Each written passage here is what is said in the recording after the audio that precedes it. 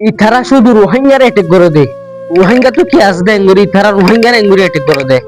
ইবাই এ মানুষ ইবাই এখানে দিল্লা জবরদস্ত হত রোহিঙ্গারে জিয়া নাকি আই মানিলে নেওয়া যদি অনরা ফুন যদি গেলে অনরা রক্ত গরম হয়ে যাবে কই ওই অনরা এখন আই হুনি মানুষ ইবাই কি হদেন না। মিয়ানমারের মুসলমানদেরকে তাদের বাড়িঘরে ফেরত যাইতে হইলে ওদেরকে আগে ঈমান আনতে হবে। ঈমান এই না, ওরা যুদ্ধ করতে হবে, তবে বাড়িঘর ফেরত পাবে, না হলে বাড়িঘর ফেরত পাবে না। ওদেরকে কেউ বাড়িঘরে সেটেলমেন্ট করে দেবে না। ওদের ঈদ পরে, ওদের ঈদ এখন জরুরি না।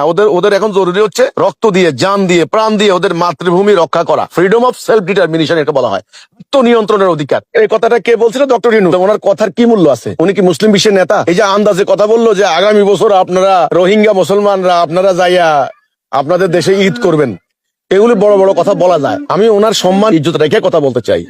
ওনারা আন্তর্জাতিক ভাবে পরিচিত খ্যাতিমান মানুষ, ওনারা বুঝেন না দুনিয়া কার হাতে এখন। এই যে 24 লক্ষ মুসলমানদেরকে তাড়াই দিল, জাতিসংঘ কোনো কথা বলে? জাতিসংঘের মহাসচিব আইসা কি বললো?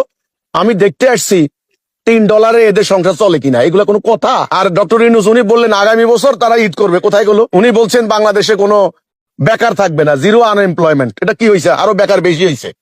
ওনার টাইমে দেশে মব হয়েছে, ওনার টাইমে দেশে অর্থ পাচার বেশি হয়েছে। সবাই তো মানে এখন বলছে